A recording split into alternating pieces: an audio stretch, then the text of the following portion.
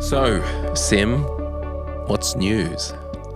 Well, I'm in Sydney and Yes. I came here because I am speaking at South by Southwest and I thought, who's in Sydney? Not you. Not me, clearly. And so I came to New South Wales. Yeah. Oh, sorry, I came to Newcastle. Newcastle, yes, in New South Wales. And look, Sim's got a podcast, Friends That Invest. We did an episode on her podcast. We're catching up here. We are recording this mid-October-ish. So if, sometimes we date stamp stuff if we talk about things that require that. So what have you mainly been doing with Friends That Invest?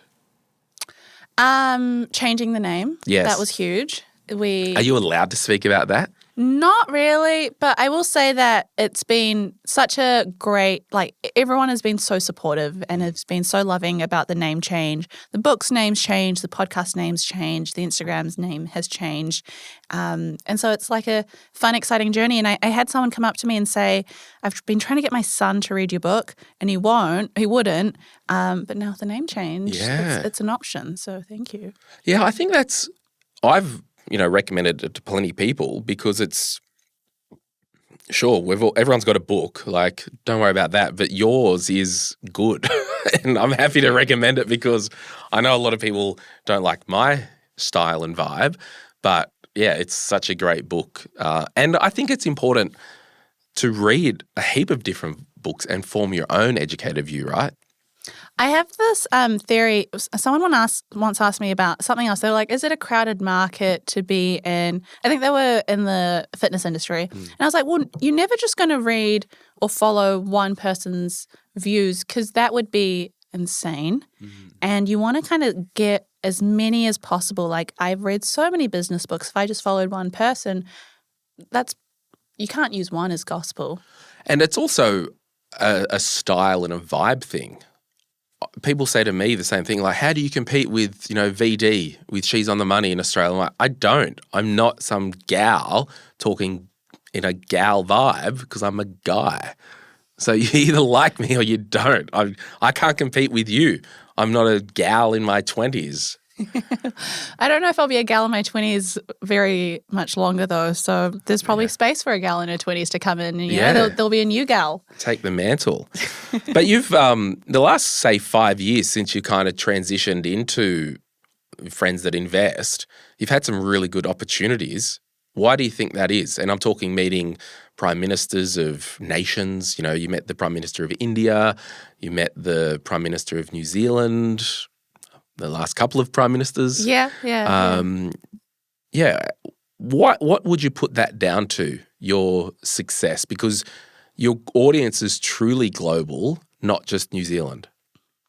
That's a really good question.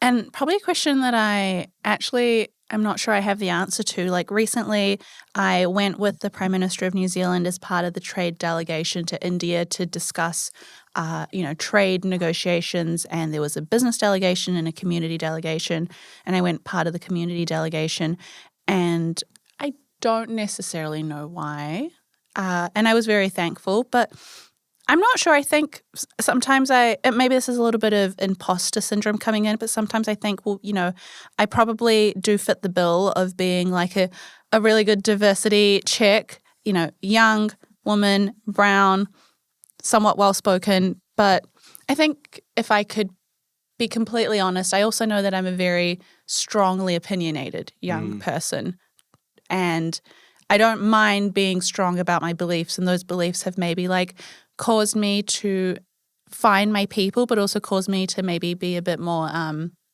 controversial with other groups of people. But I think when you are super strong in who you are, either people work with it and go, yep, that's what we want, or you can be put in a category a lot easier.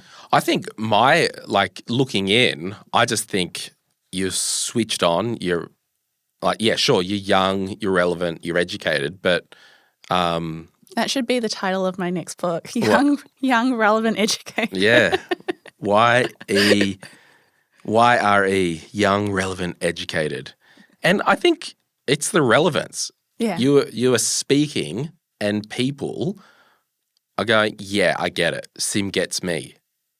I hope so. I think a lot of the journey from Friends That Invest also started because I was a new grad that went, I thought that studying really hard and getting a job and a good career should set me up, and studying really hard, becoming an optometrist, like there's no way this $75,000 a year salary is going to buy me a home in a country where the average house price is $1 million. I'm going to have to figure this out. I'm going to have to start doing other things like investing and having side hustles and making merch online and selling it. And I think a lot of people that were in a similar boat to me related to that journey. You talked about your beliefs, how you've got strong held beliefs over the last 5 years, and I think it's okay in society if people do change their minds and their beliefs, like that's fine. But has any changed for you? Yeah, so many. Okay. I say strongly held beliefs. What I should have probably said is strongly, loosely held beliefs. strong opinions, loosely held. Right, okay. Can you give an example off the top of your head of maybe something that has changed, even with your view on money? Of course. Because you're quite, as they say, well-to-do. So, yeah, like what has changed with your view of money and your belief about money in the last 5 years? I think a lot of things have changed. I was, when I started my journey of documenting my journey of managing my money online, I was an aggressively frugal person, and it was just the way that I'd been brought up. Like my parents are very frugal. I remember growing up, we didn't have like couches for many years. We had plastic chairs. We didn't have the bed wasn't on like a bed frame. It was like on the ground, the mattress. And that was only for a few years, and then slowly things got better. And once my parents could afford nicer things, they did. But it just meant I like kind of romanticized or enjoyed the idea of being really frugal, and only when I could afford something twice over or 3 times over, then I would buy it. That's the bit of the Jay-Z mentality. Jay-Z, is he like that? Oh, doesn't he say one of his lyrics, if you can't afford it twice, you can't afford it. If you can't pay for it twice, you can't afford it. Was that in a rap? Or I was think that so. Also, quote me, but don't quote me. And yeah, probably did hear it from Jay-Z.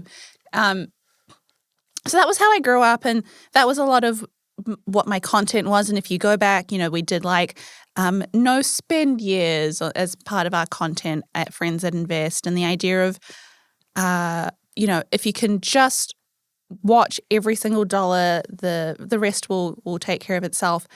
And my view on that has changed, where I don't mind spending more for a quality item that will last longer. It's that idea that, you can buy a cheap pair of shoes. I used to buy all my shoes from the Warehouse and Kmart because that's where I grew up buying my shoes. And so I was like, well, why would you pay $80 for something that you can get for $12? And that has completely changed because the $12 pair of shoes would then break very quickly, disintegrate.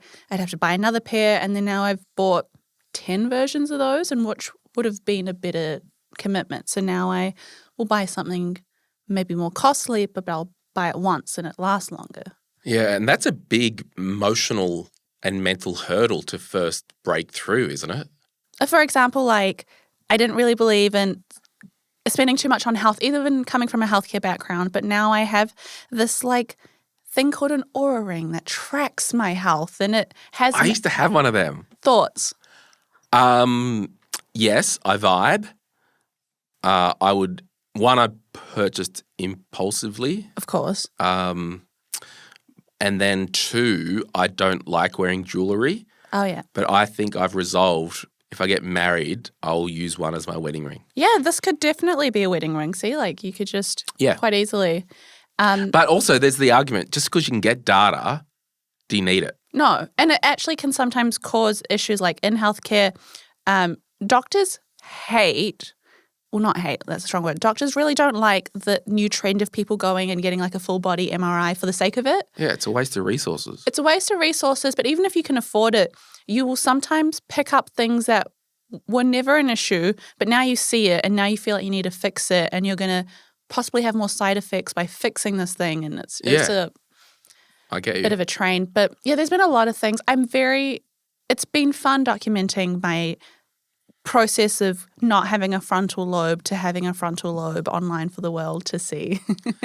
My frontal lobe was very dormant and not active for many years.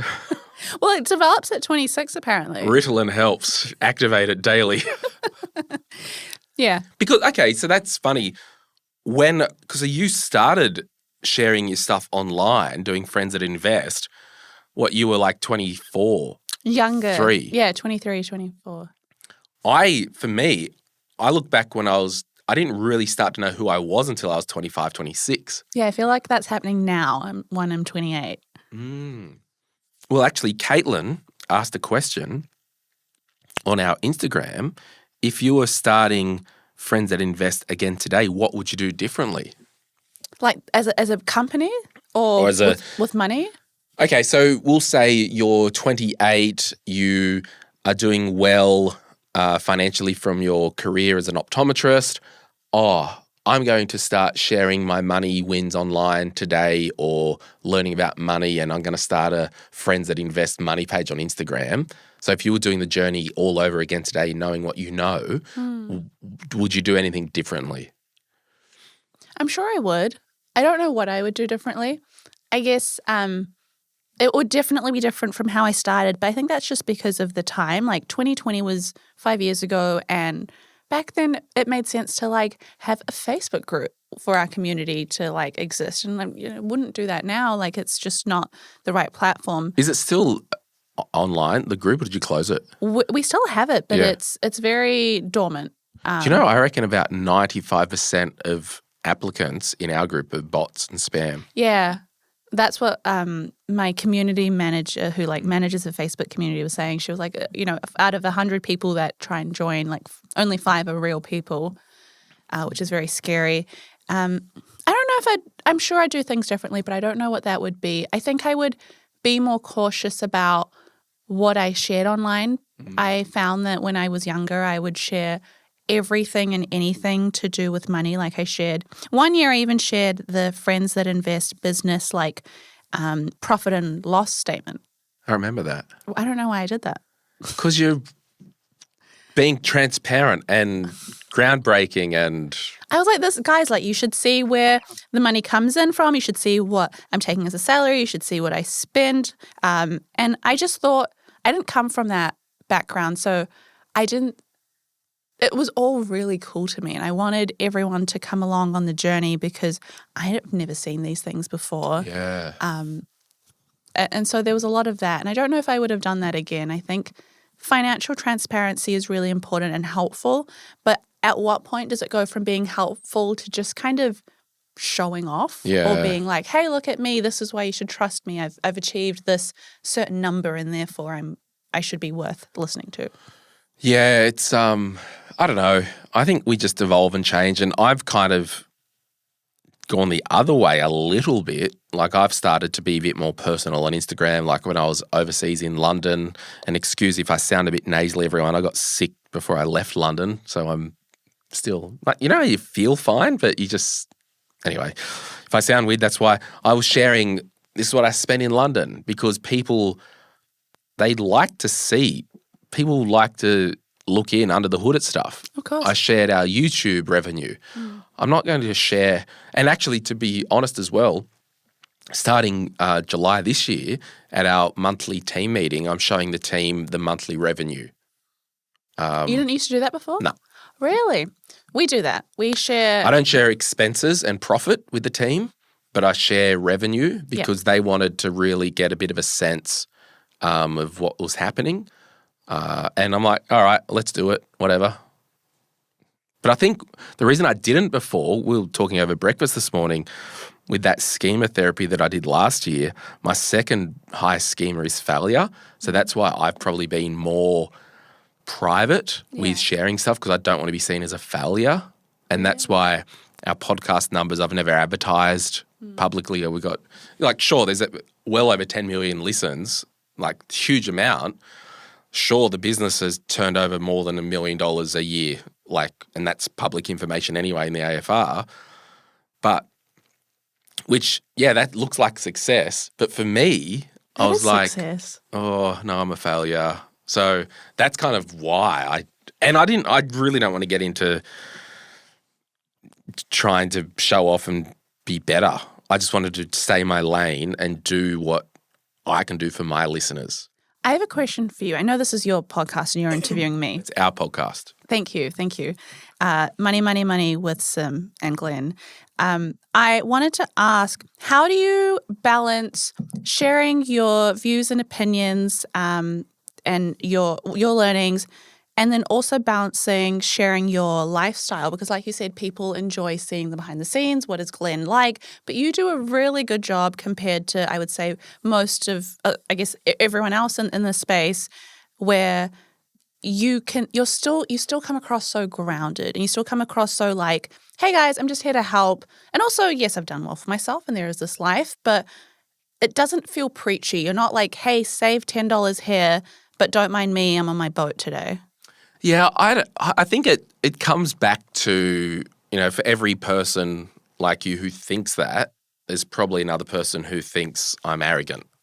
And I think sometimes we can get confused with confidence and arrogance, but that's a whole other thing. But for me, one of the best compliments that I ever get, and this happened in London, like we met London listeners when I went up there and did the show, and one of the best compliments I ever get is you're the same person in person at the show than on the microphone. Oh. And then at the end of the podcast in London, or anyone want to hang around, I know it's a school night, but I want to grab some ice cream and the drink. So there was a group of us, and someone said, it was like, you're just the same person. Like, thank you. Because I don't ever want to get to the point where I'm not me. Yeah. And, audience capture is real in this world, where you do something and you do something that isn't you. It's a signal that people in the audience like, and you end up doubling down and you're captured by the audience. So you end up not being you. Mm. So I've probably learned and feel a bit more free now that I was pretty preachy in the early days, and that comes with, being younger. Like, don't do this, don't do that. Very what's his name? Dave Ramsey. Yeah. Like, if you are in debt, the only time you should be in a restaurant is if you're washing the dishes. That's right. And so I grew up listening to Dave Ramsey, and a lot of wisdom there, practical wisdom. But we've got to remember, everyone, and Dave's been on the show, his daughter's been on the show, I've been to them, like, it's all good. But Dave didn't make all his wealth from being debt-free. Dave made all his wealth from telling people to be debt-free. Very clear difference, okay? But I used to be very dogmatic. It was like, don't have a car loan, don't do this. Now I'm like, look, this is what I do.